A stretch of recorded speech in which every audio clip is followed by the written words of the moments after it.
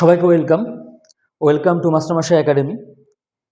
আমরা আজকে একটি গুরুত্বপূর্ণ ক্লাস তোমাদের সামনে আলোচনা করতে চলেছি। আমাদের আজকের ক্লাসের বিষয় হলো, তোমরা দেখতেই পাচ্ছ, ইন্ডিয়ান হিস্টোরি, ভারতের ইতিহাস। এটি এমন একটি সাবজেক্ট যেটা ভারতবর্ষের প্রত্যেকটি কম্পিটিটিভ পরীক্ষায় এই সাবজেক্ট থেকে প্রশ্ন থাকেই, সেটা দুটোই হোক বা 10টা। আমরা জানি ভারতবর্ষের ইতিহাসটা মোট 3টা ভাগে ভাগ করা যায়, তাই তো? একটা প্রাচীন ভারত, একটা মধ্য ভারত, একটা আধুনিক ভারত। আমাদের এই ইতিহাস সাবজেক্টটা আমরা এতটা গুরুত্বপূর্ণভাবে আমরা পড়ব যাতে ক্লাসে বা পরীক্ষায় যে প্রশ্নগুলো আসছে যাতে আমরা সেগুলো সবগুলোই অ্যাটেন্ড করতে পারি এবং সেখানে আমরা নম্বর পেতে পারি। আজকে এই একটা ক্লাসের মধ্য দিয়ে কথা দিচ্ছি, আসন্ন পঞ্চায়েত, ডাব্লিউবিপি, মিসলেনিয়াস, এমনকি 2025 WBCS প্রিলিমিনারি প্রত্যেকটা পরীক্ষায় তোমরা অ্যান্সার করতে পারবে। তাহলে চলো ক্লাস শুরু করা যাক। আমরা আজকে যে টপিকটা আলোচনা করব, প্রাচীন ভারতের মোস্ট ইম্পর্ট্যান্ট চ্যাপ্টার, যার নাম হলো হরপ্পা সভ্যতা।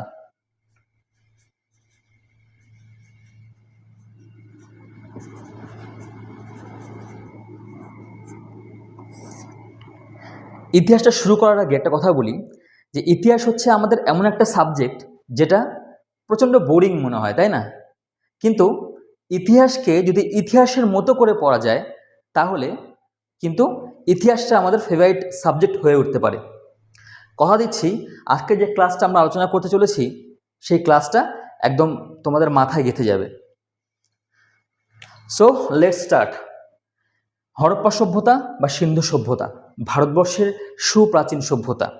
শুরু করার আগে একটু কথা বলি। ওই যে প্রথমে বললাম যে ইতিহাসটাকে ইতিহাসের মতো করে পড়তে হবে, তাই না? তবেই তো আমাদের মনে থাকবে, আর যেটা মনে থাকবে সেটা মাথায় থেকে যাবে।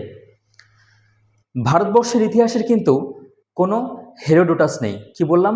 হেরোডোটাস। আমরা নামটা কোথায় শুনেছি না? শোনা শোনা মনে হচ্ছে তো? একদম ঠিক ভেবেছ।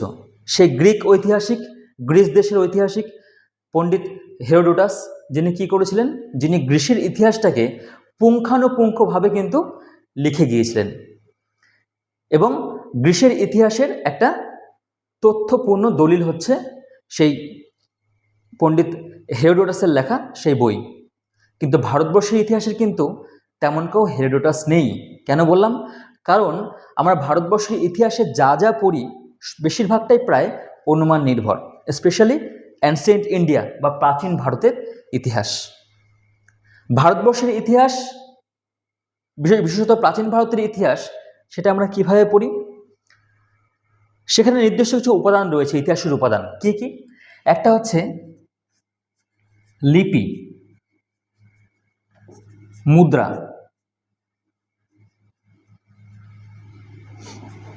কিছু প্রত্নতাত্ত্বিক উপাদান, অর্থাৎ মাটি খুঁড়ে যেগুলো পাওয়া যায়, তার সঙ্গে বিভিন্ন রাজা বা সম্রাট বা শাসকের সময় যে সমস্ত পর্যটকরা এসেছিলেন সেই সমস্ত পর্যটকদের বিবরণী।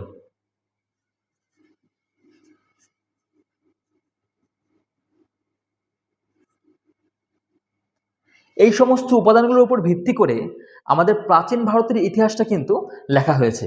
যে কারণে আমরা প্রাচীন ভারতের ইতিহাসের মধ্যে যে সালগুলো দেখব সেগুলোর আগে কিন্তু প্রায় শব্দটা লেখা রয়েছে। আমরা দেখব, আসছি সেগুলোতে ডিটেলসে। প্রাচীন ভারতের ইতিহাস, এর আগে একটু গল্প বলি। সময়টা 1800 শতক, অষ্টাদশ শতক। সেই সময় ইংরেজ শাসনকাল চলছে আমাদের ভারতবর্ষে। ভারতবাসীদের কোন শিক্ষায় তাদের শিক্ষিত করে তোলা হবে সেই নিয়ে শিক্ষাবিদদের মধ্যে একটা দ্বন্দ্ব দেখা দিয়েছে। কেমন দ্বন্দ্ব? প্রাচ্য শিক্ষাবিদ এবং পাশ্চাত্য শিক্ষাবিদ, অর্থাৎ কিছু শিক্ষাবিদ তারা ভারতীয়দের পাশ্চাত্য শিক্ষায় শিক্ষিত করে তোলার লক্ষ্যে কথা বলছেন, আবার কেউ কেউ বলছেন ভারতীয়দের প্রাচ্য শিক্ষায় শিক্ষিত করে তোলা হোক, অর্থাৎ ভারতীয়দের নিজস্ব সংস্কৃতি, নিজস্ব যে মাতৃভাষা, তার ভিত্তিতে ভারতীয়দের শিক্ষিত করে তোলা হোক। তখন একজন ইংরেজ শিক্ষাবিদ, যার নাম জেরেম বেনথাম, আই রিপিট,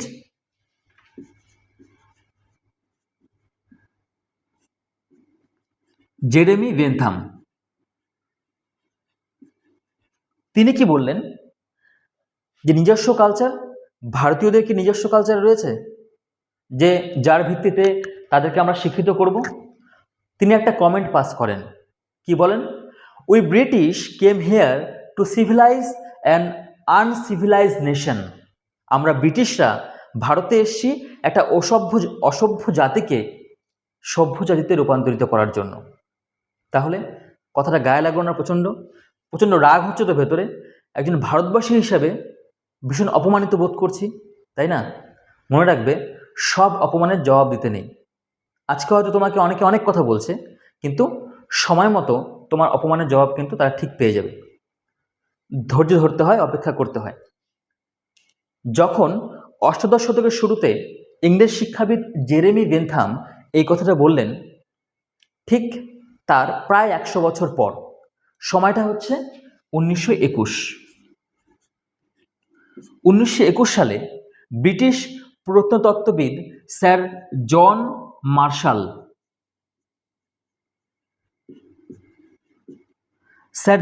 মার্শালের তত্ত্বাবধানে ভারতীয় প্রত্নতত্ত্ববিদ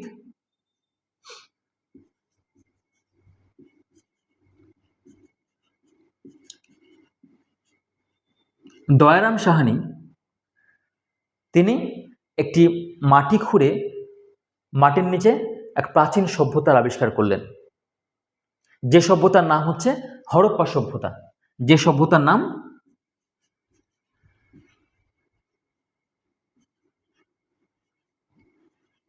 হরপ্পা সভ্যতা।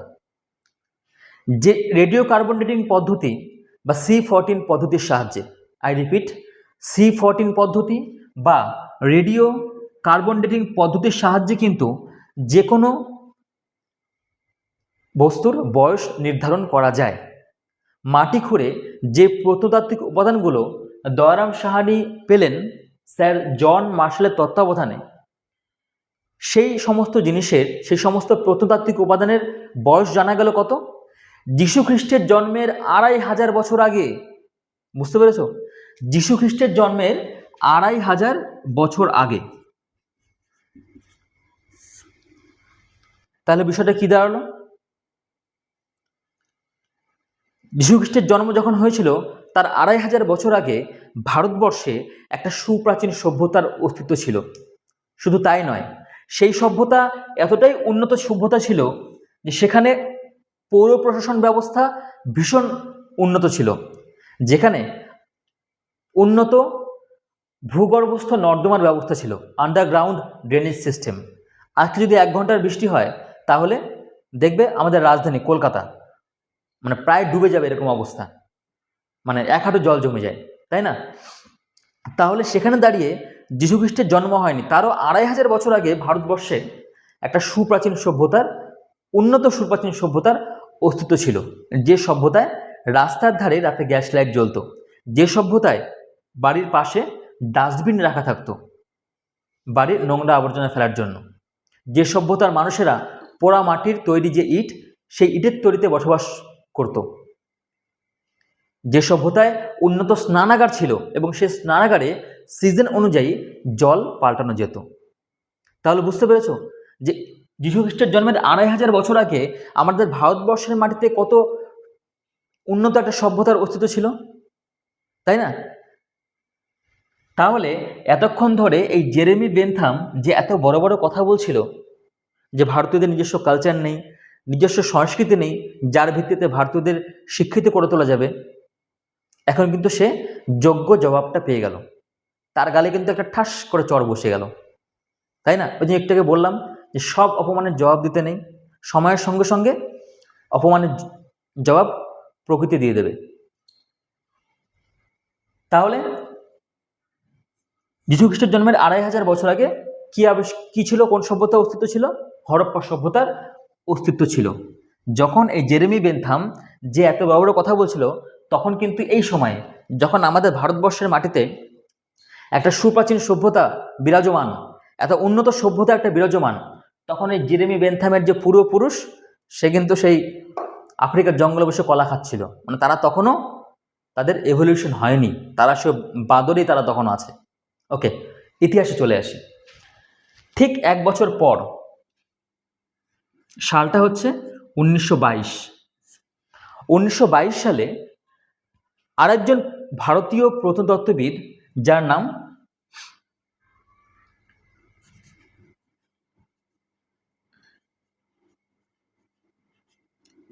রাখাল দাস বন্দ্যোপাধ্যায়,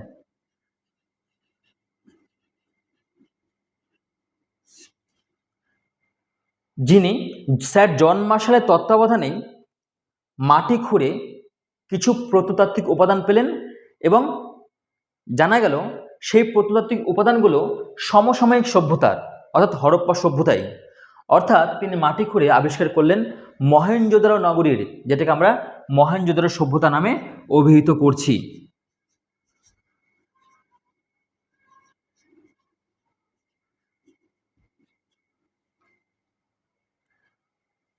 তার আগে বলি, এই যে হরপ্পা সভ্যতা যেটা আবিষ্কৃত হয়েছিল, তার স্থান কোথায় ছিল, সেটা কোথায় আবিষ্কৃত হয়েছিল?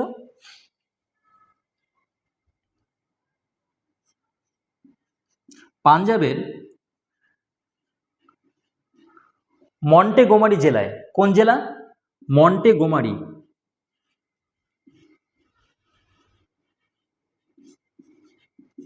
মন্টেগোমারি জেলায় ইরাবতী বা রাভি নদীর তীরে এই হরপ্পা সভ্যতার আবিষ্কার হয়েছিল।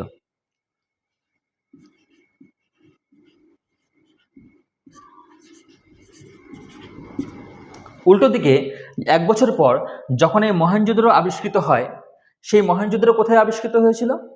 এটা আবিষ্কৃত হয়েছিল সিন্ধু প্রদেশের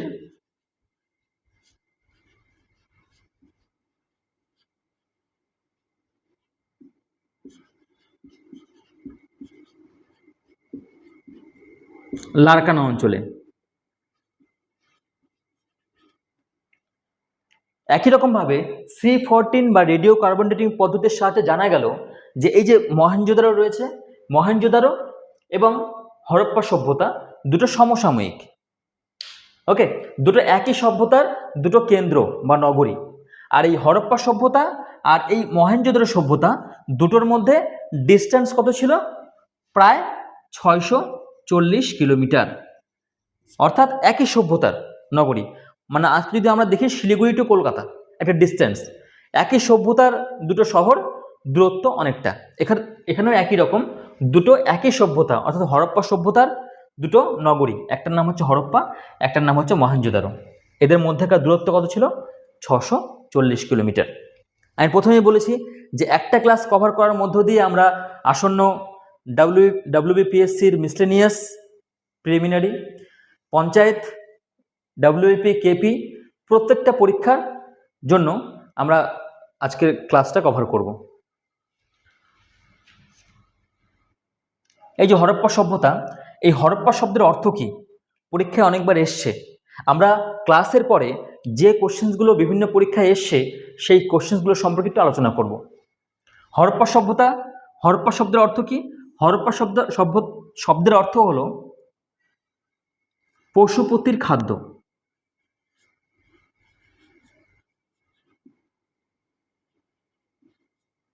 আর এদিকে মহেঞ্জোদারো সভ্যতার অর্থ হচ্ছে মৃতের স্তূপ।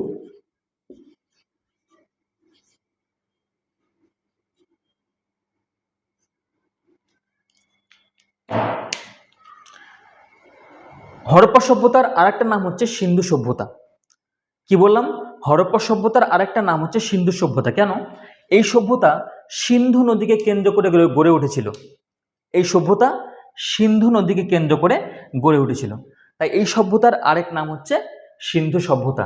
তাহলে হরপ্পা সভ্যতা যেটা, সেটাই হচ্ছে সিন্ধু সভ্যতা।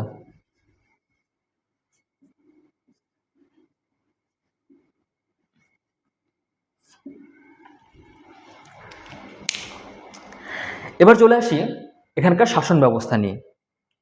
প্রথমে আমরা জেনেছি যে হরপ্পা সভ্যতা একটা উন্নত পৌর প্রশাসন ব্যবস্থা ছিল। তো সেই অনুযায়ী এখানকার শাসনভার কারা সামলাতো সেটা নিয়ে কিন্তু একটু বিতর্ক রয়েছে। কি বিতর্ক রয়েছে? যে বলা হতো যে সমাজের যারা বণিক শ্রেণী, যারা ব্যবসা বাণিজ্য করত, তারা এখানকার শাসনভার সামলাতো। আবার কেউ কেউ মনে করতো যে না, সমাজে পুরোহিতরাই সব ছিল, পুরোহিতরাই তারা শাসনভার সামলাতো।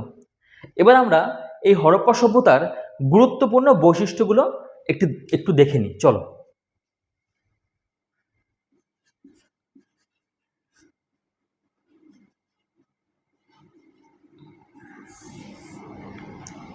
কি কি বৈশিষ্ট্য? প্রথমে আমি বলেছি ভূগর্ভস্থ নর্দমা অর্থাৎ ভূগর্ভস্থ পয়ঃ প্রণালী ব্যবস্থা।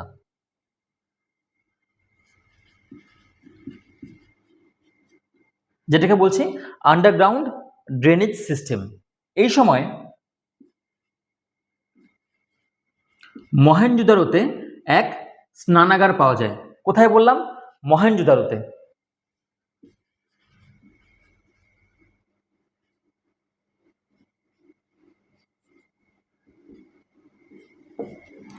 যে স্নানাগারের দৈর্ঘ্য ছিল 180 ইন্টু 108 ফুট।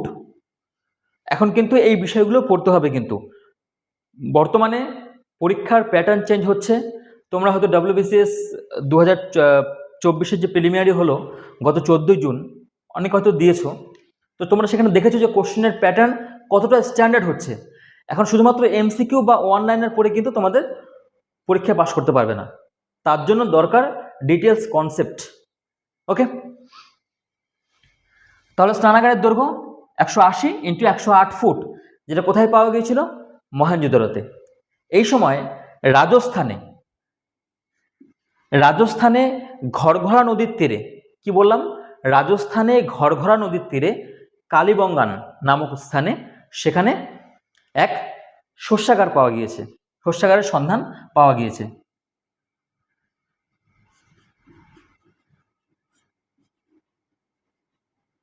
কালীবঙ্গান। তাহলে এখান থেকে কিন্তু দেখো 3টা প্রশ্ন হতে পারে। একটা কি, যে এই যে শস্যাগার যেটা সন্ধান পাওয়া গিয়েছিল হরপ্পা সভ্যতায়, সেটা কোথায় অবস্থান করত? কালীবঙ্গান। কালীবঙ্গানটা কোন রাজ্যের অন্তর্ভুক্ত? রাজস্থান।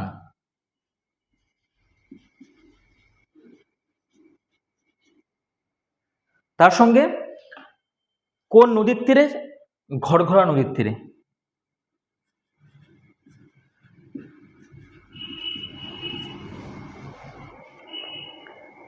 ওকে, এখানকার উন্নত বৈশিষ্ট্যের মধ্যে যদি আমরা বলি, পোড়ামাটির তৈরি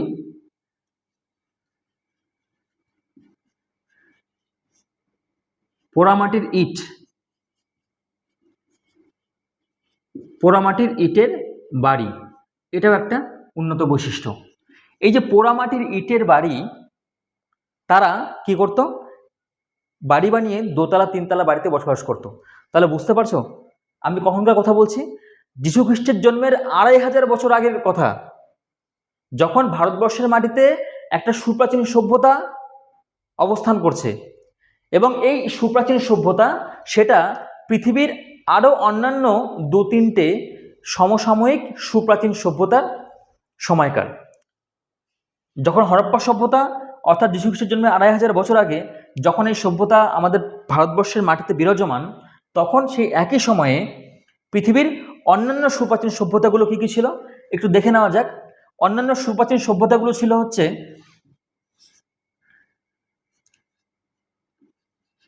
মেসোপটেমীয় সভ্যতা,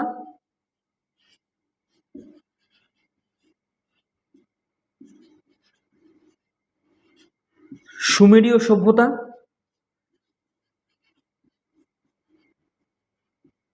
আর একটা হচ্ছে মিশরীয় সভ্যতা।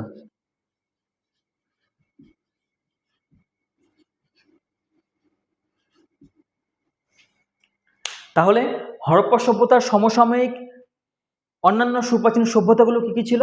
মেসোপটেমীয় সভ্যতা, সুমেরীয় সভ্যতা আর মিশরীয় সভ্যতা। এখানে একটা প্রশ্ন, একটা বিতর্ক আছে। যদি পরীক্ষায় প্রশ্ন আসে, আমি বলে দিচ্ছি এটা, যদি পরীক্ষায় প্রশ্ন আসে যে হরপ্পা সভ্যতা কে আবিষ্কার করেছিলেন বা মহেঞ্জোদারো সভ্যতা কে আবিষ্কার করেছিলেন, আমরা প্রথমে হরপ্পার কথায় আসছি, তাহলে স্বাভাবিকভাবে আমাদের উত্তর কি মনে হবে? দয়ারাম সাহানি, তাই তো? তাহলে কিন্তু দেখা গেল যে অপশান কি কি রয়েছে? দয়ারাম সাহানিও রয়েছে, আবার জন মার্শালও রয়েছে। সেক্ষেত্রে কিন্তু তোমরা উত্তর অবশ্যই জন মার্শাল করবে, কারণ সেই যে প্রত্নতাত্ত্বিক খনন কার্যটা চলছিল সেটা কিন্তু স্যার জন মার্শালের তত্ত্বাবধানেই হচ্ছিল, সেখানে ভারতীয় প্রত্নতত্ত্ববিদরা অংশগ্রহণ করেছিল। ক্লিয়ার? একই রকমভাবে যদি মহেঞ্জোদারো সভ্যতা কে আবিষ্কার করেছিল যদি পরীক্ষায় প্রশ্ন আসে এবং অপশান যদি রাখাল দাস বন্দ্যোপাধ্যায়ও থাকে এবং জন মার্শালও থাকে, এখানেও একই রকমভাবে ফার্স্ট প্রেফারেন্স হবে জন মার্শাল, কারণ এখানেও রাখাল দাস বন্দ্যোপাধ্যায় কিন্তু স্যার জন মার্শালের তত্ত্বাবধানেই কিন্তু এই খনন কার্যটা সম্পন্ন করেছিলেন, যে খনন কার্য সম্পন্ন হওয়ার ফলে এই মহেঞ্জোদারো সভ্যতাটা আবিষ্কৃত হয়েছিল। ঠিক আছে? আর যদি জন মার্শাল না থাকে তাহলে প্রত্যেকের যে মূল উত্তরগুলো সেগুলোই হবে। ইতিহাসের ক্ষেত্রে বিশেষ করে এমন কিছু উত্তর থাকে, বিতর্কিত উত্তর, যা আমরা হয়তো পরীক্ষা দিয়ে আসি, পরীক্ষা দিয়ে আসার পর মনে হয় যে খুব ভালো হয়েছে উত্তর, কিন্তু যখন পিএসসি যখন অ্যান্সার কিগুলো দেয় তখন দেখা যায় যে উত্তরগুলো আলাদা, তখন মনে হয় যে তারা ভুল উত্তর দিয়েছে, কিন্তু অ্যাকচুয়ালি সেটা নয়। কিছু ভুল উত্তর আমরা পড়ি এমনভাবে বা জানি এমনভাবে, সেটা এমসিকিউ পড়ার মধ্য দিয়েই হোক বা ওয়ান লাইনার পড়ার মধ্য দিয়েই হোক, যে সেটা ভুল। ক্লিয়ার? ওকে, যেটা বলছিলাম সেখানে ফিরে আসছি। তার পৃথিবীর অন্যান্য সুপ্রাচীন সভ্যতা ছিল মেসোপটেমীয় সভ্যতা, সুমেরীয় সভ্যতা আর মিশরীয় সভ্যতা। এইগুলো বলার আগে আর একটা জিনিস বলে নিই।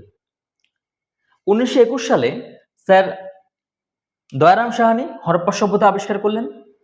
1922 সালে রাখাল দাস বন্দ্যোপাধ্যায় মহেঞ্জোদারো আবিষ্কার করলেন। এবার তার প্রায় 50 বছর পর, 52 বছর পর, 1974, একটু ভালো করে দেখে নেবে, 1974 এই সময় ফরাসি প্রত্নতত্ত্ববিদ, কোথাকার? ফরাসি প্রত্নতত্ত্ববিদ স্যার জাঁ ফ্রাঁসোয়া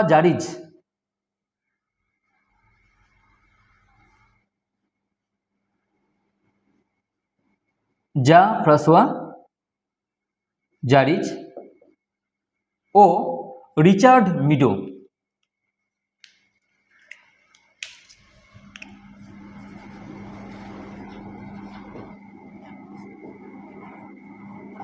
একটা বললাম জাঁ ফ্রাঁসোয়া জারিজ আর একটা রিচার্ড মিডো। 1974 বেলুচিস্তানের কাচ্চি সমভূমিতে, কোথায় বললাম? বেলুচিস্তানের কাচ্চি সমভূমিতে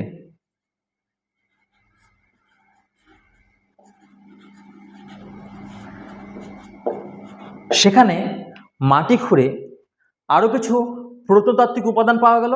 এবং একই রকমভাবে কোন পদ্ধতি বলেছিলাম একটু আগে, যে কোন পদ্ধতির মাধ্যমে আমরা কোনো জিনিসের বয়স নির্ধারণ করতে পারি? C14 বা রেডিও কার্বন ডেটিং পদ্ধতির মাধ্যমে। এই পদ্ধতির মাধ্যমে কাচ্চি সমভূমিতে মাটি খুঁড়ে যে উপাদানগুলো পাওয়া গেল তার বয়স নির্ধারণ করে জানা গেল যে তার বয়স কবে? যীশু খ্রিস্টের জন্মের 7000 বছর আগে। বুঝতে পেরেছ? হরপ্পা সভ্যতা হচ্ছে যীশু খ্রিস্টের জন্মের 2500 বছর আগে, কিন্তু আর একটা সভ্যতার অস্তিত্ব আমরা পেলাম যার বয়স কত? যীশু খ্রিস্টের জন্মের 7000 বছর আগে। তাহলে ভারতবর্ষের সুপ্রাচীন সভ্যতা কোনটা? সেই সভ্যতার নাম হচ্ছে মেহেরগড় সভ্যতা।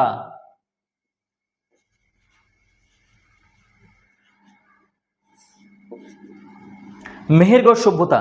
তাহলে পরীক্ষায় যদি প্রশ্ন আসে যে ভারতবর্ষের সুপ্রাচীন সভ্যতা কোনটি, যদি অপশন থাকে মেহেরগড় সভ্যতা, হরপ্পা সভ্যতা, মহেঞ্জোদারো সভ্যতা বা ওপরের সবগুলি বা কোনোটি নয়, আমরা কিন্তু আমাদের উত্তর কোনটা হবে? একটাই, সেটা হচ্ছে মেহেরগড় সভ্যতা। ক্লিয়ার? এই মেহেরগড় সভ্যতা, এখান থেকে প্রশ্ন তেমন আসে না পরীক্ষায়।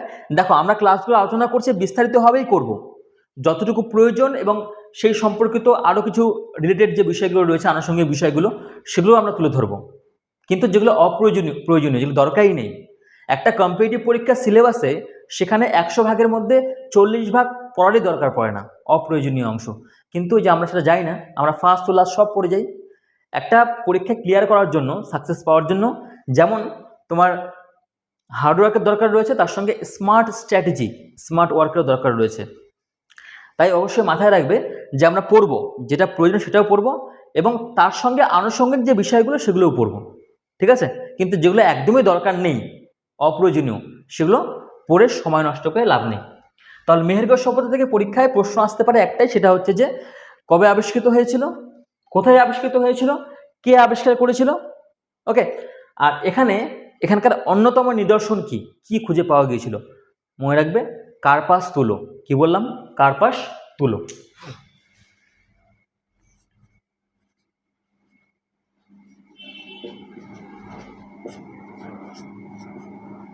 আচ্ছা, এখান থেকে আরেকটা তথ্য বলি, সেটা কি? সেটা হচ্ছে মেহেরগড় সভ্যতা ছিল সম্পূর্ণ গ্রামীণ সভ্যতা। কি বললাম? মেহেরগড় সভ্যতা ছিল সম্পূর্ণ গ্রামীণ সভ্যতা। তাহলে এর যে বৈশিষ্ট্যগুলো আমরা পেলাম, একটু আমরা চোখ বুলিয়ে নিই। প্রথমে এটা 1974-এ ফরাসি প্রত্নতত্ত্ববিদ জাঁ-ফ্রাঁসোয়া জারিজ, রিচার্ড মিডো এরা বেলুচিস্তানের কাচ্চি সমভূমিতে মেহেরগড় সভ্যতা আবিষ্কার করেন প্রত্নতাত্ত্বিক নিদর্শন হিসাবে। এবং যে মেহেরগড় সভ্যতার অন্যতম নিদর্শন ছিল হচ্ছে কার্পাস তুলো, এবং এই সভ্যতা ছিল গ্রামীণ, সম্পূর্ণ গ্রামীণ সভ্যতা। পরীক্ষায় এখান থেকেই আজ পর্যন্ত যত প্রশ্ন এসছে প্রায় এইটুকু টপিকের মধ্যে থেকে প্রশ্ন এসছে, মানে মেহেরগড় সভ্যতার কথা বলছি। এবার এখানে একটা জিনিস ভালো করে খেয়াল করবে যে এই যে মেহেরগড় সভ্যতার সঙ্গে হরপ্পা সভ্যতার লিঙ্কটা কোথায়, কি লিঙ্ক রয়েছে? মেহেরগড় সভ্যতা ছিল সম্পূর্ণ গ্রামীণ সভ্যতা। সেই সভ্যতায় যখন আস্তে আস্তে সে নগরে রূপান্তরিত হতে থাকে, কালক্রমে পরবর্তী যে সভ্যতা তৈরি হয় সেটা হয় নগর কেন্দ্রিক সভ্যতা। অর্থাৎ আমরা বলতে পারি যে মেহেরগড় সভ্যতা হচ্ছে সম্পূর্ণ গ্রামীণ সভ্যতা, আর হরপ্পা সভ্যতা হচ্ছে আমাদের নগর কেন্দ্রিক সভ্যতা। পরীক্ষায় এটা থেকেও প্রশ্ন এসছে, বিশেষ করে WBCS প্রিলিমসের মতো পরীক্ষাগুলোতে, পঞ্চায়েত, মিসলেনিয়াস, প্রিলিমস প্রত্যেকটা পরীক্ষায় রিপিট হয়েছে। ঠিক আছে, যে মেহেরগড় সভ্যতার প্রকৃতি কি গ্রামীণ, এবং হরপ্পা সভ্যতার প্রকৃতি কি নগর কেন্দ্রিক সভ্যতা। তাহলে আমরা কি বুঝতে পারলাম যে মেহেরগড় সভ্যতা সেটা গ্রামীণ সভ্যতা ছিল, কালক্রমে সেই সভ্যতায় মডিফাই হতে হতে হতে হতে একটা সময় কিসের রূপ নেয়? নতুন নগর কেন্দ্রিক সভ্যতা হিসেবে আত্মপ্রকাশ করে, যার নাম হচ্ছে হরপ্পা সভ্যতা। অর্থাৎ আমরা স্পষ্টতই এটা বলতে পারি যে মেহেরগড় সভ্যতা হলো হরপ্পা সভ্যতার পূর্বসূরি। মানে আমরা যেমন বলি পূর্বপুরুষ, তেমনি এখানে আমি বলছি যে মেহেরগড় সভ্যতা হচ্ছে হরপ্পা সভ্যতার পূর্বসূরি। আবার অন্যদিকে দেখলে হরপ্পা সভ্যতা হচ্ছে মেহেরগড় সভ্যতার উত্তরসূরি, মানে পরবর্তী সভ্যতা। ক্লিয়ার? তাহলে প্রথমে মেহেরগড় সভ্যতা তার হাত ধরে আত্মপ্রকাশ করলো হরপ্পা সভ্যতা, কিন্তু দুটো দুরকম, একটা ছিল সম্পূর্ণ গ্রামীণ, আর হরপ্পা সভ্যতা ছিল সম্পূর্ণ নগর কেন্দ্রিক সভ্যতা। আশা করি ক্লাসটা ভালো লাগছে। কমেন্টে কিন্তু সবাই অবশ্যই জানাবে। ওকে, চলো এবার আমরা পড়ছিলাম হরপ্পা সভ্যতার গুরুত্বপূর্ণ বৈশিষ্ট্য। এই বৈশিষ্ট্যগুলো আমরা পড়লাম। একটা হচ্ছে স্নানাগার, একটা হচ্ছে পোড়ামাটির ইটের বাড়ি। এখানে রাজস্থানের কালীবঙ্গানে ঘরঘর নদীর তীরে একটা শস্যাগারের নিদর্শন পাওয়া গেছে, শস্যাগারের নিদর্শন পাওয়া গিয়েছে। শস্যাগার, এই শস্যাগার এতটাই উন্নত ছিল যেখানে কি করা হতো, মাসের পর মানে বছরের পর বছর যে ফসলগুলো তৈরি হতো, যে ফসল উৎপাদন হতো, সেই ফসলগুলোকে কিন্তু এখানে সংরক্ষণ করে রাখা হতো এই শস্যাগারে। সেখানে কোনো রকম পচন ধরা বা পতঙ্গের দ্বারা আক্রমণ এই সমস্ত বিষয়গুলো ঘটতো না। তাহলে একবার ভেবে দেখো, শুধু যীশু খ্রিস্টের জন্মের 2500 বছর আগে এত উন্নত ধরনের প্রযুক্তি সেখানে ছিল। মানে এক কথা বলতে গেলে হরপ্পা সভ্যতার ইঞ্জিনিয়ার যারা ছিল কতটা তারা ট্যালেন্টেড ছিল, ব্রিলিয়ান্ট ছিল। এই যে স্নানাগারের কথা বললাম, এই স্নানাগারটা মহেঞ্জোদারোতে পাওয়া গেছে। এই স্নানাগারও এতটাই উন্নত ছিল, উন্নত প্রযুক্তি দ্বারা তৈরি, যে এখানে কিন্তু সিজন অনুযায়ী, ঋতু অনুযায়ী জল পরিবর্তন করা যেত। ওকে, এবং স্নানাগারের পাশে ছোট ছোট ঘর থাকতো, এবং মনে করা হয় যে ওগুলো ধর্মীয় কাজে ব্যবহার করা হতো, ধর্মীয় কাজে ব্যবহার করা হতো, পোশাক পরিবর্তনের জন্য ব্যবহার করা হতো, এরকমটা মনে করা হয়ে থাকে। তাহলে আমরা যতটুকু পড়লাম একটু চলো রিভিশন করে নেওয়া যাক। প্রথম আমরা বললাম কি, যে ভারতবর্ষের ইতিহাসের কোনো হেরোডোটাস নেই, অর্থাৎ গ্রিসের ইতিহাসটা পণ্ডিত হেরোডোটাস যতটা পুঙ্খানুপুঙ্খভাবে ইতিহাসের পাতায় লিখে গেছেন, তার চেয়ে প্রামাণ্য নথি, তার চেয়ে বড় আর কিছু হয় না। কিন্তু আমাদের ভারতবর্ষের ইতিহাসের, বিশেষ করে প্রাচীন ভারতের ইতিহাসটা পড়ার জন্য আমাদের লিপি, মুদ্রা, কিছু প্রত্নতাত্ত্বিক উপাদান এবং বিভিন্ন শাসকের সময় যে সমস্ত পর্যটকেরা এসেছেন তাদের বিবরণীর উপরে নির্ভর করতে হয়। এবং তার সঙ্গে আরেকটা হচ্ছে ভারতীয় পুরাণ, ধর্মগ্রন্থ, এগুলোর উপর আমাদের নির্ভর করতে হয়। ভারতীয়দের কোন ভাষায় শিক্ষা দেওয়া হবে সেটা নিয়ে যখন প্রাচ্য এবং পাশ্চাত্য এটা নিয়ে শিক্ষাবিদদের মধ্যে দ্বন্দ্ব দেখা দেয়, তখন জেরেমি বেন্থাম ভারতীয়দের অপমান করে বসেন। যে অপমানের জবাব আমরা কখন দিই? 1921 যখন স্যার জন মার্শালের তত্ত্বাবধানে দয়ারাম সাহানি পাঞ্জাবের মন্টেগোমারি জেলায় ইরাবতী বা রাভি নদীর তীরে এই একটা নতুন সভ্যতার আবিষ্কার করেন, যে সভ্যতার নাম হচ্ছে হরপ্পা সভ্যতা বা সিন্ধু সভ্যতা। যেহেতু এই সভ্যতা সিন্ধু নদীকে কেন্দ্র করে গড়ে উঠেছিল, তাই এই সভ্যতাকে বলা হয় সিন্ধু সভ্যতা। আর হরপ্পা হচ্ছে একটা নগরী, একটা কেন্দ্র। ঠিক এক বছর পর 1922 সালে স্যার জন মার্শালের তত্ত্বাবধানে কিন্তু প্রাখাত দাস বন্দ্যোপাধ্যায় তিনি কি করেন? মহেঞ্জোদারো সভ্যতা আবিষ্কার করেন সিন্ধু প্রদেশের লারকানা জেলায়। এই হরপ্পা কথার অর্থ হচ্ছে পশুপতির খাদ্য, আর মহেঞ্জোদারো শব্দের অর্থ হচ্ছে মৃতের স্তূপ। হরপ্পা সভ্যতার গুরুত্বপূর্ণ বৈশিষ্ট্যগুলো আমরা পড়লাম, যেখানে ভূগর্ভস্থ পয়ঃ প্রণালী ব্যবস্থা অর্থাৎ আন্ডারগ্রাউন্ড ড্রেনেজ সিস্টেম ছিল, যেখানে হচ্ছে শস্যাগার ছিল, যেখানে স্নানাগার পাওয়া গিয়েছে, যেখানে পোড়ামাটির ইটের বাড়ি তৈরি ছিল, এবং প্রথমের দিকে বলেছিলাম যে সেখানকে রাস্তার ধারে ডাস্টবিন থাকতো, রাস্তার ধারে রাতে গ্যাস লাইট জ্বলতো। এই সমস্ত উন্নত কিন্তু ব্যবস্থা সেই সময় ছিল। হরপ্পা সভ্যতা হচ্ছে প্রাচীন সভ্যতা ছিল, এবং সেই সভ্যতার আরও কিছু সমসাময়িক সভ্যতা পৃথিবীর, যেগুলো অন্যান্য সুপ্রাচীন সভ্যতা ছিল, সেগুলো কী কী ছিল? মেসোপটেমীয় সভ্যতা, সুমেরীয় সভ্যতা আর মিশরীয় সভ্যতা। এই প্রত্যেকটি সভ্যতাই কিন্তু নদী কেন্দ্রিক সভ্যতা ছিল, প্রত্যেকটাই। এবং সেই সঙ্গে আমাদের সিন্ধু সভ্যতা বা হরপ্পা সভ্যতা কিন্তু সিন্ধু নদকে কেন্দ্র করেই গড়ে উঠেছিল। আমরা নেক্সট আলোচনা করলাম যে 1974-এ ফরাসি প্রত্নতত্ত্ববিদ জাঁ ফ্রাঁসোয়া জারিজ ও রিচার্ড মিডো তারা বেলুচিস্তানের কাচ্চি সমভূমিতে মেহেরগড় সভ্যতা আবিষ্কার করলেন, এবং C14 পদ্ধতির মাধ্যমে জানা গেল তার বয়স যীশু খ্রিস্টের জন্মের 7000 বছর আগে। অর্থাৎ সেই হিসেবে আমরা বলতে পারি যে ভারতবর্ষের সুপ্রাচীন সভ্যতা হচ্ছে এই মেহেরগড় সভ্যতা। এবং এখানে অন্যতম নিদর্শন পাওয়া গেছে কার্পাসতুলো, এখানকার সভ্যতা সম্পূর্ণ গ্রামীণ সভ্যতা। মহেঞ্জোদারো আর হরপ্পা দুটো ছিল আলাদা নগরী, যার মধ্যে দূরত্ব ছিল হচ্ছে 640 কিলোমিটার। তাহলে বোঝা গেল এতটুকু। আশা করি কারো কোনো অসুবিধা নেই। অসুবিধা থাকলে কিন্তু অবশ্যই কমেন্টে লিখবে, আমরা উত্তর অবশ্যই দেব। চলো শুরু করা যাক পরবর্তী অংশ। আমরা একটু আগে বললাম যে রাজস্থানের কালীবঙ্গানে কি পাওয়া গিয়েছে, সেখানে ঘরঘর নদীর তীরে আমরা পেয়েছি হচ্ছে কি বলেছি, শস্যাগার, উন্নত শস্যাগার পাওয়া গেছে। এই কালীবঙ্গানেই আরও একটা গুরুত্বপূর্ণ জিনিস পাওয়া গিয়েছে, যেটা পরীক্ষায় আসে। কি পাওয়া গিয়েছে কালীবঙ্গানে? কালীবঙ্গানে পাওয়া গিয়েছে কর্ষিত জমি। এই কর্ষিত জমির নিদর্শন পাওয়া গিয়েছে কালীবঙ্গানে, অর্থাৎ কৃষি জমি, চাষযোগ্য জমি নিদর্শন পাওয়া গিয়েছে। কিন্তু এটা মনে করলে চলবে না, পরীক্ষায় একটা প্রশ্ন আসে, আমরা অনেকে ভুল করি। কি প্রশ্ন?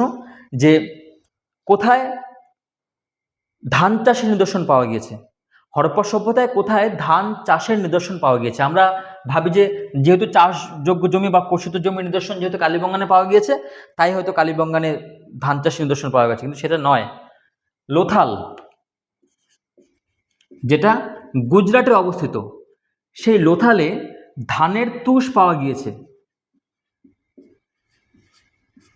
ধানের তুষ পাওয়া গিয়েছে।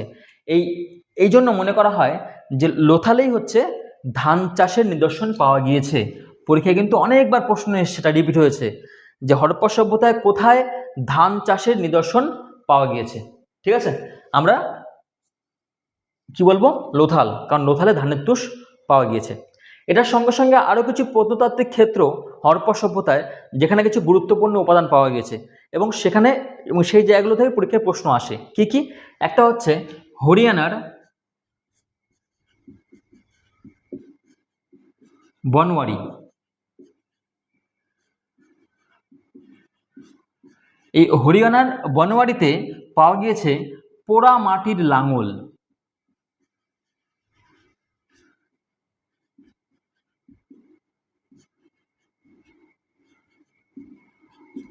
পোড়ামাটির লাঙল পাওয়া গিয়েছে এই সময়। আরেকটা স্থান নাম হচ্ছে ঢোলাভিরা।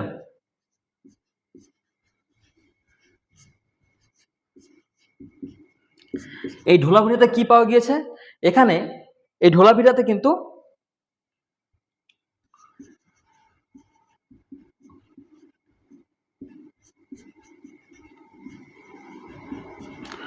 ঘোড়ার নিদর্শন পাওয়া গিয়েছে।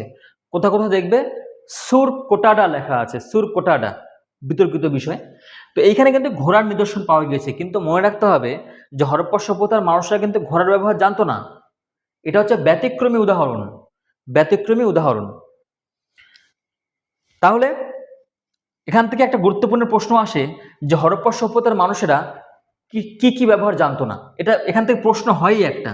তারা কিন্তু ঘোড়া, লোহা এবং আলু,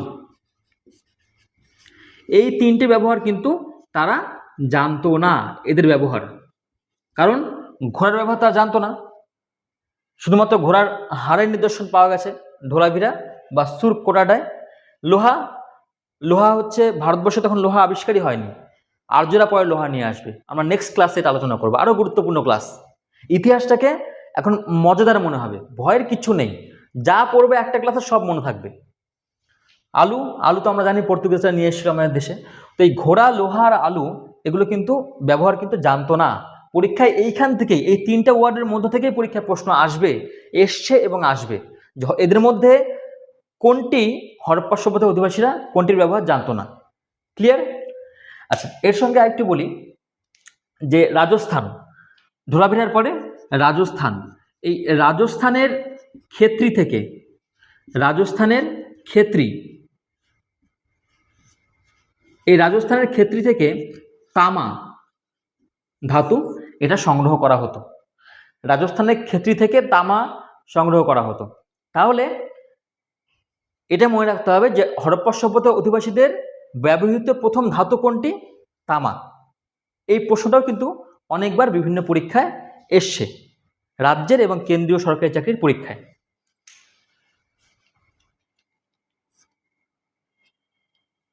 এখান থেকে আরেকটা কথা না বললেই নয়, হরপ্পা সভ্যতার অধিবাসীরা তারা কিন্তু সোনার ব্যবহার জানতো তখন।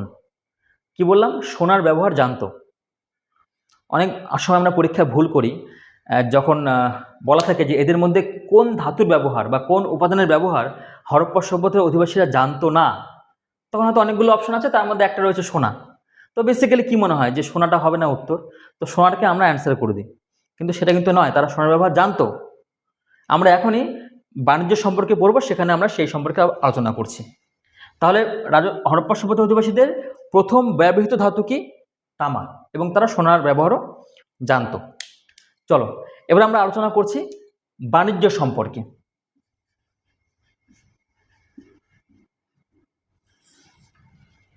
হরপ্পা সভ্যতার অধিবাসীরা, একটু আগে বললাম যে পৃথিবীর অন্যতম যে সুপ্রাচীন সভ্যতা ছিল, কি বললাম?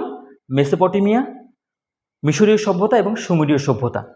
মনে রাখতে হবে যে সুমেরীয় সভ্যতার লোকেরা হরপ্পা সভ্যতার অধিবাসীদের মেলুহা বলে ডাকত।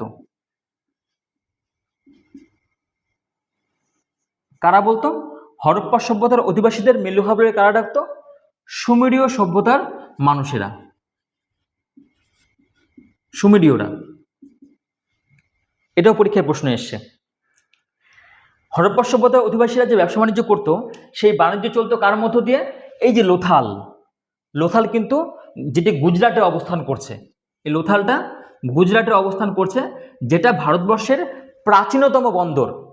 পরীক্ষায় লোথাল থেকে অনেকবার প্রশ্ন এসছে যে ভারতবর্ষের প্রাচীনতম বন্দর কোনটি, বা হরপ্পা সভ্যতার কোন বন্দরের মাধ্যমে বাণিজ্য চলতো?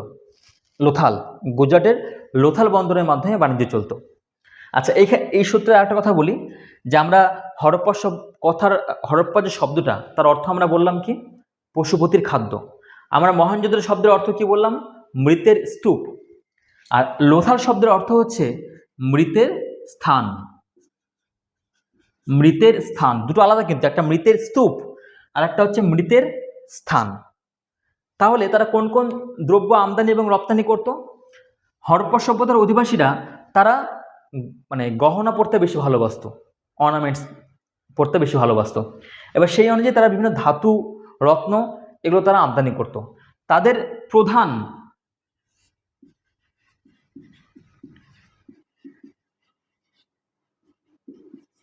প্রধান আমদানিকৃত দ্রব্য ছিল হচ্ছে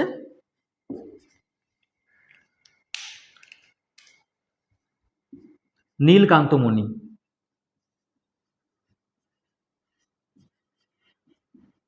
আর রপ্তানি দ্রব্য ওই যে বললাম মেহেরগড় সভ্যতার কার্পাসতল পাওয়া গিয়েছিল সেখানে। আর একই রকমভাবে হরপ্পা সভ্যতাও কিন্তু সম্পূর্ণ কৃষিভিত্তিক অর্থনীতি ছিল, এবং সব দিক দিয়ে বিচার করলে এটা বলা যায় যে তাদের প্রধান রপ্তানিকৃত দ্রব্য ছিল হচ্ছে, তারা কোন কোন জিনিস রপ্তানি করত?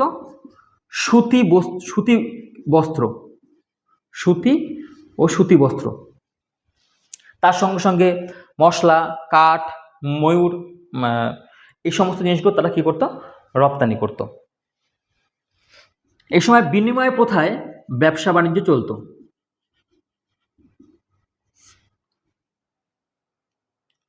বিনিময় প্রথায় ব্যবসা বাণিজ্য চলত। ব্যবসা বাণিজ্যের থেকে মোটামুটি এতটুকু প্রশ্ন, এই ইনফরমেশনগুলো জানলেই কিন্তু হবে। এবার আমরা চলে আসি হরপ্পা সভ্যতার ধর্মীয় দিক।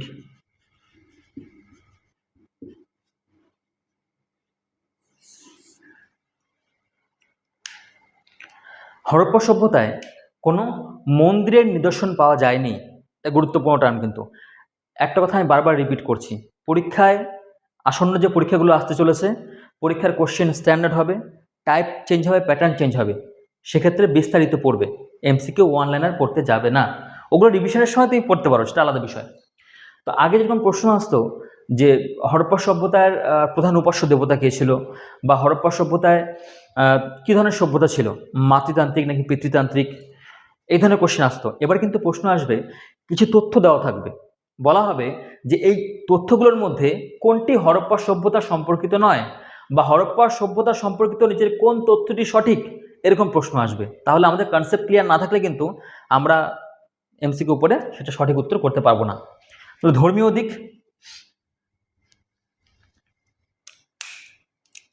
ধর্মীয় দিকের মধ্যে বলতে গেলে আমরা প্রথমেই বলবো যে কোনো মন্দির সেখানে পাওয়া যায়নি। দেবতার তুলনায় দেবীর সংখ্যা বেশি ছিল, তাই এই সময়টাকে বলা হতো, এটা ছিল হচ্ছে মাতৃতান্ত্রিক সভ্যতা। আর একটা ইম্পর্টেন্ট কিওয়ার্ড, মাতৃতান্ত্রিক সভ্যতা। তার সঙ্গে আমরা বলতে পারি যে এই সময় মানুষ প্রকৃতি পুজো করত।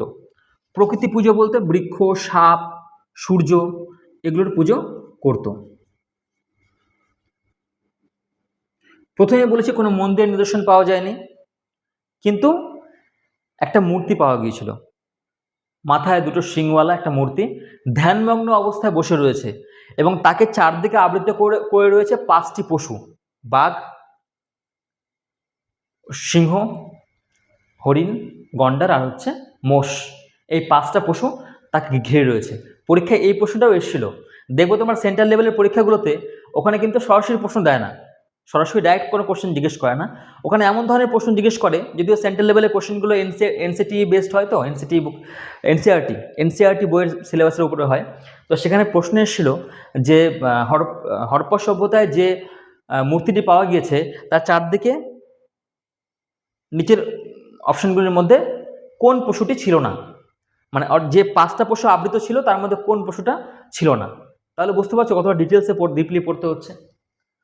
তাহলে যে মূর্তিটির নিদর্শন পাওয়া গিয়েছে সেই মূর্তিটাকে পশুপতি শিব বলে ধরে নেওয়া হয়।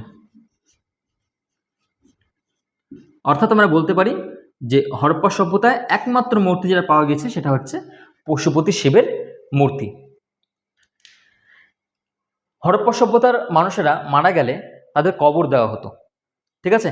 এবার কবরগুলোর আকৃতি, এক একটা কবরের আকৃতি এক এক রকম ছিল। এবং সেটা দেখে মনে করা হতো যে সমাজে জাতিভেদ প্রথা ছিল, যারা উচ্চ বর্ণের ছিল তাদের কবরের আকৃতি একরকম হতো, যারা নিম্ন বর্ণের ছিল তাদের কবরের আকৃতি একরকম হতো। এখন চলে আসা যাক আরেকটা গুরুত্বপূর্ণ বিষয়, সেটা হচ্ছে লিপি।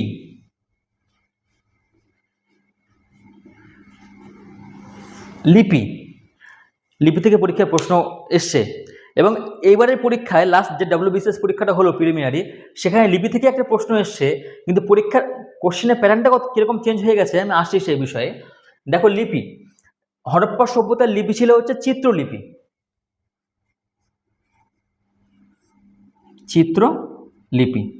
চিত্রলিপি কোনগুলো? এমোজি, আমরা হোয়াটসঅ্যাপ বা সোশ্যাল মিডিয়ায় যে চ্যাটিং করি সেখানে বিভিন্ন রকম এমোজি থাকে না, রেগে গেলে একরকম মানে গম্ভীর হয়ে গেছে, গোটা মুখ লাল হয়ে আছে, যখন কেউ হাসছে স্মাইল, হালকা করে আমরা স্মাইল দিচ্ছি, হাসছি, যখন কেউ প্রচণ্ড পরিমাণে দুঃখ থাকে তখন মুখটা একটু দুঃখী স্যাড থাকে, চোখ দিয়ে জল পড়ে, কারো জ্বর হয়েছে মুখে একটা থার্মোমিটার ঢোকানো আছে, কপালটা লাল হয়ে গেছে। তো এরকম এমোজিগুলো আমরা পাঠাই যার সঙ্গে আমরা কথা বলি আমাদের অবস্থা প্রকাশের জন্য। তো সেখানেও কিন্তু এই ধরনের এগুলোকে বলা হয় চিত্রলিপি। তো হরপ্পা সভ্যতার লিপি ছিল চিত্রলিপি। মনে রাখবে, সিন্ধু সভ্যতার লিপির কিন্তু আজও পাঠোদ্ধার করা সম্ভব হয়নি, খেয়াল রাখতে হবে। হরপ্পা সভ্যতার লিপি আজও পাঠোদ্ধার করা সম্ভব হয়নি। আচ্ছা, এইখানে আরেকটা টার্ম সম্পর্কে তোমাদের অবগত করছি, সেটা হচ্ছে বাউস্ট্রোফেডন।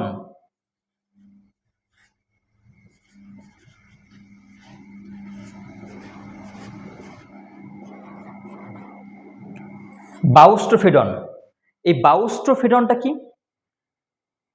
হরপ্পা সভ্যতার যে লিপিগুলো লেখা হতো সেই লিপিগুলো ডান দিক থেকে শুরু হতো, অর্থাৎ এরকম ভাবে ডান দিক থেকে শুরু হলো, আবার ডান দিক থেকে বাদিক থেকে আবার ডান দিক থেকে আবার বাদিক, এরকম ভাবে লেখা হতো।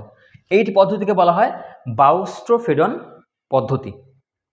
ঠিক আছে, এইবার আমরা চলে আসছি হরপ্পা সভ্যতার শেষ পয়েন্ট, হরপ্পা সভ্যতার পতনের কারণ।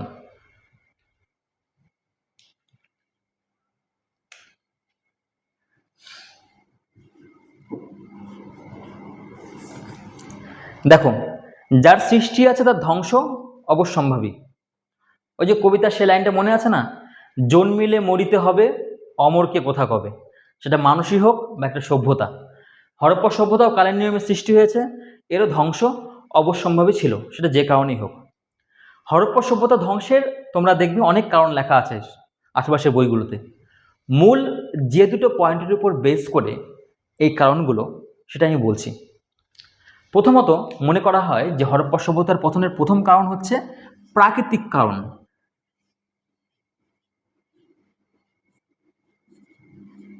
প্রাকৃতিক কারণটা কি? হরপ্পা সভ্যতায় মনে করা হতো যেহেতু তারা ইটের তৈরি পোড়ামাটির তৈরি ইটের বাড়িতে তারা বসবাস করতো, তাই তো? তার ফলে কি করতে হতো, যে মাটি পুড়িয়ে ইট তৈরি করার জন্য প্রচুর পরিমাণে গাছের দরকার হতো। এবার সেই গাছ কাটতে হতো প্রতিদিন বা প্রত্যেক মাসে মাসে গাছ কাটতে কাটতে একটা সময় কি হতো, গাছ কাটা হচ্ছে, সেটার প্রভাব তো পড়বেই আবহাওয়ার উপরে, জলবায়ুর উপরে, এবং সেই জলবায়ু দেখা দিল এতটাই পরিবর্তন হলো যার ফল কী দাঁড়ালো, অতিবৃষ্টি বা অনাবৃষ্টি, খরা, ভূমিকম্প, বিভিন্ন রকম প্রাকৃতিক দুর্যোগ, যে কারণে যে নদীকে ভিত্তি করে তাদের এই সভ্যতা গড়ে উঠেছিল। কী নদী বলেছিলাম? সিন্ধু নদী। সেই সিন্ধু নদী নিজের গতিপথ পরিবর্তন করে নিল। তাহলে একটা সভ্যতা, যে সভ্যতার সম্পূর্ণ অর্থনীতি, যে সভ্যতার একটা মানুষ ছোট থেকে বড় হচ্ছে, তার সমস্ত জীবন সেই নদীকে কেন্দ্র করে গড়ে উঠছে, সেই নদী যদি তার গতিপথ পরিবর্তন করে নেয়, তাহলে যে নদীকে অবলম্বন করে তারা এতদিন চলছিল, স্বাভাবিকভাবে তারা আস্তে আস্তে ধ্বংস হবেই। তো এরকমভাবে প্রাকৃতিক কারণকে কিন্তু দায়ী করা হয় হরপ্পা সভ্যতা পতনের জন্য। আর একটা মূল কারণকে দায়ী করা হয় কি, একটা হচ্ছে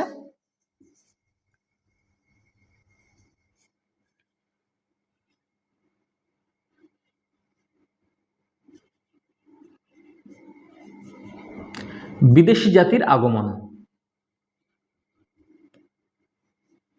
বিদেশি জাতির আগমন, অর্থাৎ এখানে বিদেশি জাতি বলতে আর্যরা।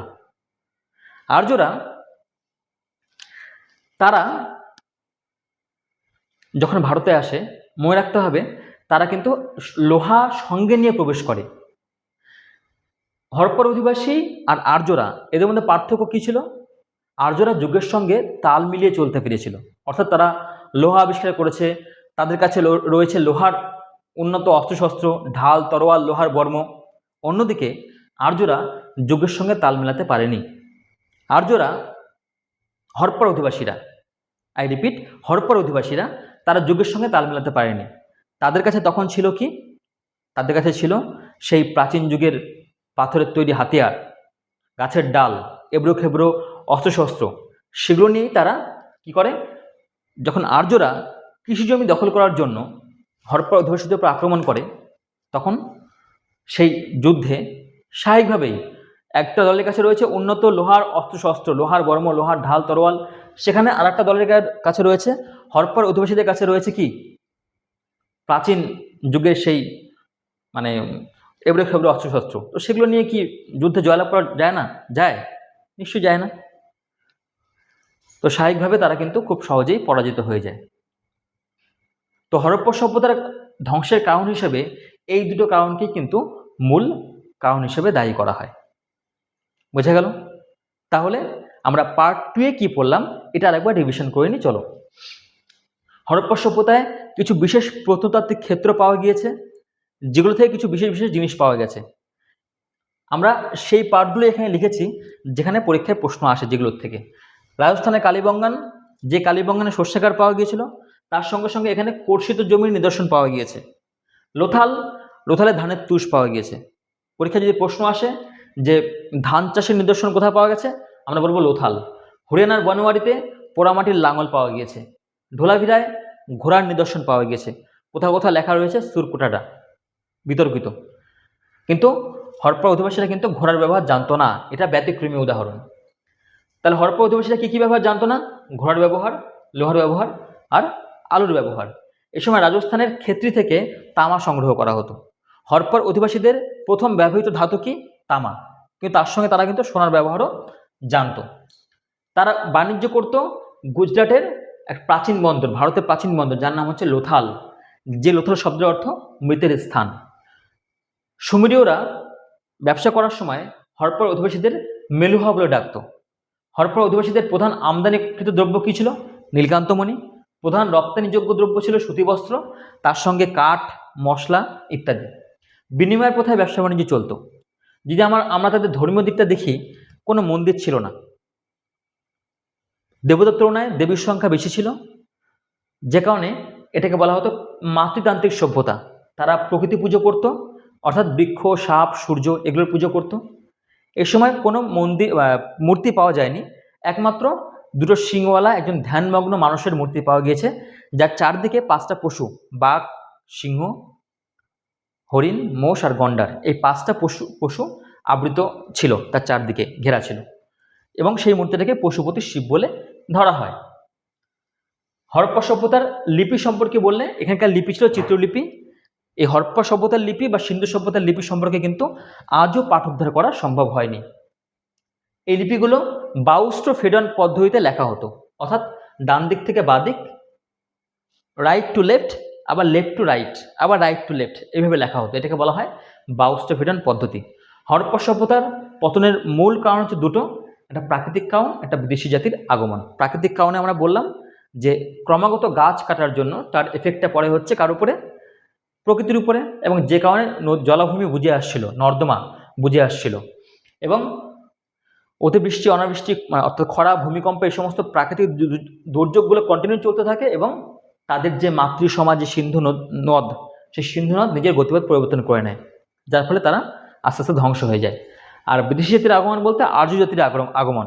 আর্যরা উন্নত অস্ত্রশস্ত্র নিয়ে আক্রমণ করে কাদের উপরে? হরপ্পা অধিবাসীদের উপরে, এবং তারা খুব সহজেই পরাজিত হয়। এই হচ্ছে হরপ্পা সভ্যতা বা সিন্ধু সভ্যতার উপরে একটা গুরুত্বপূর্ণ ক্লাস। আমরা এইভাবে ইতিহাসের প্রত্যেকটা পার্টের, ancient India, medieval India, modern India, প্রত্যেকটা পার্টের প্রত্যেকটা টপিক আলোচনা করব। এ সিরিজ অফ ক্লাসেস আলোচনা হবে মাস্টারমশাই একাডেমির ইউটিউব চ্যানেলে। ক্লাস ভালো লাগলে কিন্তু অবশ্যই লাইক, কমেন্ট, শেয়ার করতে ভুলবে না, ঠিক আছে? কমেন্ট অবশ্যই করবে কোনো কিছু ভুল মনে হলে, কোনো কিছু ঠিক মনে হলে, বা ক্লাসটা কেমন লাগলো সেই বিষয়ে আমরা এখন আলোচনা করব। প্রথমেই বলেছি যে গুরুত্বপূর্ণ প্রশ্নগুলো যেগুলো বিভিন্ন পরীক্ষায় এসছে এই চ্যাপ্টার থেকে, সেগুলো একটু দেখে নেওয়া যাক কোন কোন প্রশ্ন এসছে। তাহলে আমরা চলে আসছি কিছু গুরুত্বপূর্ণ প্রশ্ন উত্তর নিয়ে, যেগুলো বিগত বছরগুলোতে এই চ্যাপ্টার থেকে এসেছিল। একটু দেখো প্রথম প্রশ্নটা, ভারতের আবিষ্কৃত প্রাচীনতম শহর কোনটি? আমি এক্সামগুলোর নাম লিখেছি যে এক্সামগুলোতে এই প্রশ্নগুলো এসেছিল, সিপিও 2003-তে এসেছিল। অপশান সিন্ধু, রংপুর, হরপ্পা, মহেঞ্জোদারো। এখানে প্রাচীনতম শহর যদি বলা হয়, আমরা বলেছি যে হরপ্পা, মহেঞ্জোদারো এগুলো হচ্ছে নগর, প্রাচীনতম নগর। এক্ষেত্রে কিন্তু উত্তরটা কি হবে আমরা আলোচনা করেছি ক্লাসে, এই উত্তরটা তোমরা জানাবে কমেন্টে। ক্লিয়ার? নেক্সট, নাম্বার 2, সিন্ধু সভ্যতার বিশেষত্ব কি ছিল? কৃষিকাজ, নগর পরিকল্পনা, কারুশিল্প, সবগুলো। এখানকার বিশেষ গুরুত্ব ছিল হচ্ছে নগর পরিকল্পনা, এটা বিশেষ বৈশিষ্ট্য ছিল, আমরা একটু আগে আলোচনায় জানলাম সেটা। হরপ্পা সভ্যতার মানুষ পুজো করত ইন্দ্র, বিষ্ণু, ব্রহ্মা, পশুপতি। আমি প্রথমেই বলেছি সেখানে দেবতার তুলনায় দেবীর সংখ্যা বেশি ছিল। আর ইন্দ্র, বিষ্ণু, ব্রহ্মা এগুলো ছিল হচ্ছে, ইন্দ্র ছিল আর্যদের দেবতা, আর এখানে একমাত্র মূর্তি পাওয়া গেছে কিসের? পশুপতি শিব। তাহলে এখানে হরপ্পা সভ্যতা মানুষ পুজো করতে হচ্ছে পশুপতি শিবের। পিএসসির 2007-এর একটি পরীক্ষা এটা এসেছিল। সিন্ধু সভ্যতার প্রাচীনতম বন্দর কোনটি? ক্লাসে আমি বারবার বললাম একটু আগে, রোপার, কোটদিজি, লোথাল, রংপুর। অবশ্যই লোথাল। ফুড এসআই 2019-এ একটা প্রশ্ন এসেছিল। লাস্ট প্রশ্নটা দেখো, কোশ্চেন নাম্বার 5, চিত্রলিপিতে কোন পশুর অস্তিত্ব ছিল না? এটা কিন্তু গত 14 জুন যে WBCS 2024-এর যে প্রশ্ন হয়েছে সেখানে এই প্রশ্নটা এসেছিল। হরিণ, ঘোড়া, সিংহ, মোষ। দেখো উত্তরটা কিন্তু আমরা আলোচনা করেছি, একটু চিন্তা করলেই কিন্তু অ্যান্সারটা বুঝতে পারবে, আর কোশ্চেনের প্যাটার্নও বুঝতে পারছো। এর আগের প্রশ্ন হতো যে চিত্রলিপিতে বা হরপ্পা সভ্যতার অধিবাসীরা কোন পশুর ব্যবহার জানতো না, সেগুলোর মধ্যে ছিল। এখানে প্রশ্নটা উল্টে দিয়েছে, এখানে বলে দিয়েছে যে চিত্রলিপিতে কোন পশুর অস্তিত্ব ছিল না। চিত্রলিপি, এখানে লিপিকে নিয়ে এসছে। এই কোশ্চেনের অ্যান্সারটাও তোমরা ইজিলি পারবে আশা করছি। কোশ্চেন নাম্বার 1 এবং কোশ্চেন নাম্বার 5-এর অ্যান্সার তোমরা কমেন্টে জানাও, ঠিক হলে অবশ্যই জানিয়ে দেব। তাহলে এই হচ্ছে আমাদের আজকের ইতিহাসের প্রথম ক্লাস। এইভাবে একটা সিরিজ অফ ক্লাসেস কিন্তু চলতে থাকবে।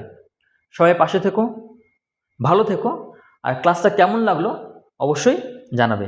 থ্যাংক ইউ সবাইকে।